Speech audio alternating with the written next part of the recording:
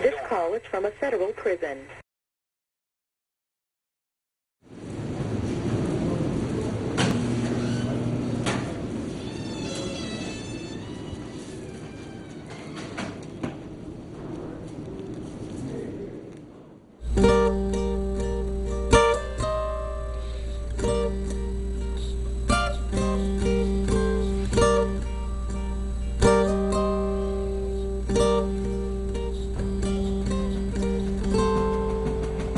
I was raised to believe that the American dream was about pursuing happiness.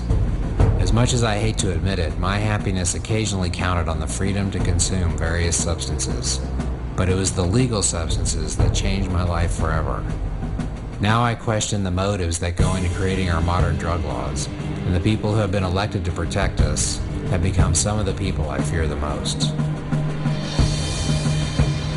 And when it comes to drugs and alcohol, just say no. We have allowed the government to declare a war on drugs because the majority of Americans haven't known any better.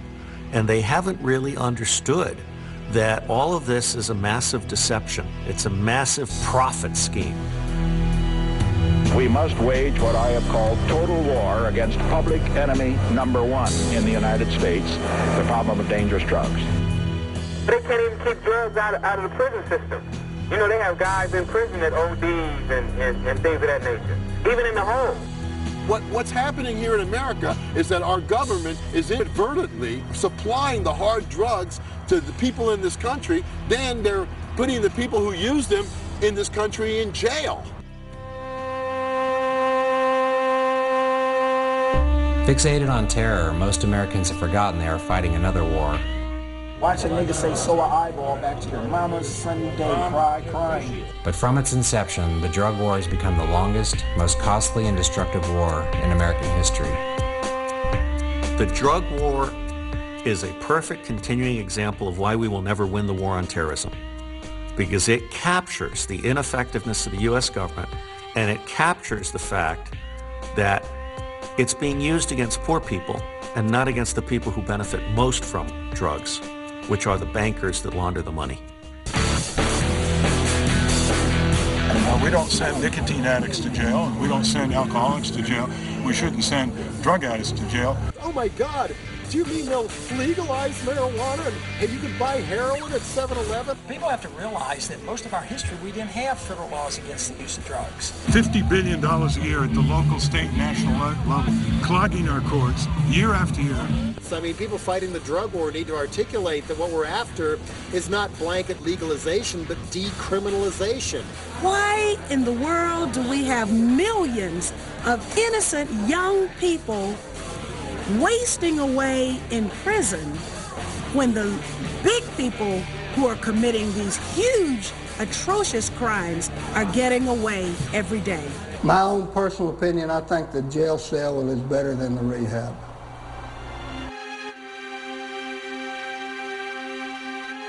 This year is the 30th anniversary of the Drug Enforcement Agency. It was created by Richard Nixon in 1973, and Richard Nixon is really the creator of this drug war from 1971. With every passing day of this drug war, the battle line seems to be getting harder and harder to see.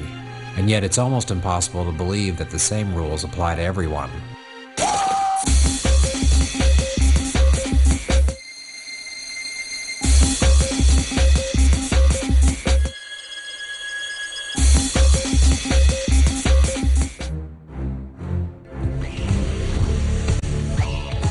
Well, a lot of us are very uncomfortable with this notion of a war on drugs. So what we attempted to do was articulate a very different concept, which was viewing the drug issue as a cancer affecting American communities. You used the wrong word. You said war. If this was a war, we would have solved the war and won the war. This is the greatest country in the world. When we go to win a war, we win it. We got more drugs today than we did 10 years ago, and that's got to tell you that there is something bigger that's not being shown. In 1972, when Richard Nixon started the war on drugs, the federal budget allocation was $101 million. Going into fiscal year 2000, the federal budget allocation was $20 billion. Yet there were more drugs in the country in 2000. They were of better quality and they were less expensive than they were in 1972. What's wrong with that picture? We arrested 14 people targeting high schools selling heroin. We almost totally eliminated the production of coca. The drug warriors love to talk about illegal drugs, but what drives the motives to legalize certain harmful and equally addictive substances? Money. Money controls this whole movement. You have a group called the Partnership for a Drug-Free America. Well, first of all, of course, we don't have a drug-free America, never have, never will. But who are the funders? Who are the main funders, source of funding for the Partnership for a Drug-Free America? Of all things, the tobacco industry and the alcohol industry. They are drugs. They are mind-altering, sometimes addicting drug-free America indeed. But why do they do that? They spend huge money to reinforce the distinction between legal drugs on the one hand and illegal drugs on the other.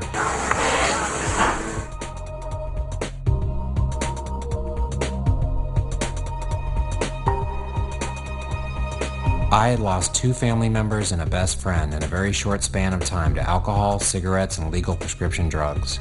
So fearing that I could be next due to my own struggle with addiction, I wanted to find out why the drug war seemed to be such a huge failure.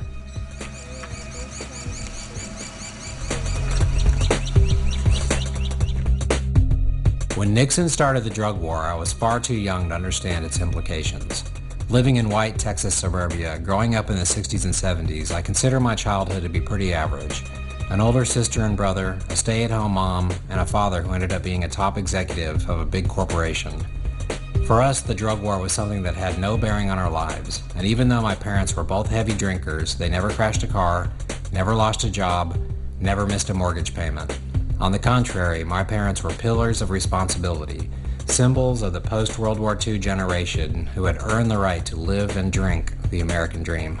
There has never been a society in the history of mankind, as long as mankind has walked the face of the earth, that has not had some form of mind-altering, sometimes addicting drug to use, to misuse, to abuse, or even get addicted to. Unfortunately, my brother Kurt didn't inherit my parents' ability to drink hard liquor, and when combined with some of the illegal drugs that the other members of his rock band used, he would often become violent. When I was about 6 years old, Kurt gave me a hit of acid, promising me that I would see green monsters. You get down, man, with the LSDs, man, and the cocaines and the marijuanas and diet pills, you know, and start controlling your mind, start controlling, you know, other things in the atmosphere because of your intoxication results, you know.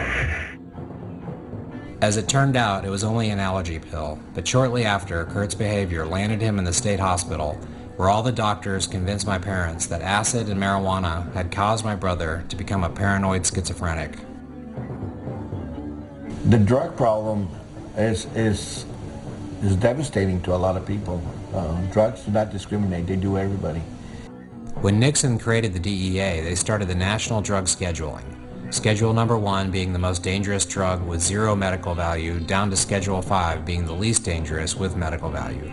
We all know what happened to Nixon's history, but we all know that he used the demonstrators to divert attention from his illegal bombing of Cambodia. Look at the context in which these drugs erupted into the culture in the 60s. We were conducting a vicious war in Southeast Asia. Where did this policy come from? Unfortunately, I have conducted an inquiry into this, and I have determined that drug prohibition laws came for reasons of racism, empire building, and ignorance. I mean, in Nixon's mind, I think drugs were associated with not liking Nixon. Nixon's new drug scheduling put marijuana in the most dangerous category, side by side with drugs like PCP, crystal meth, and heroin. People in the United States didn't have any idea what marijuana was, but it began to be associated with those Mexicans. In an attempt to keep me away from drugs and my sick, addicted brother, my father enrolled me into the Boy Scouts. It was at the acclaimed Philmont Scout Ranch that I had my first exposure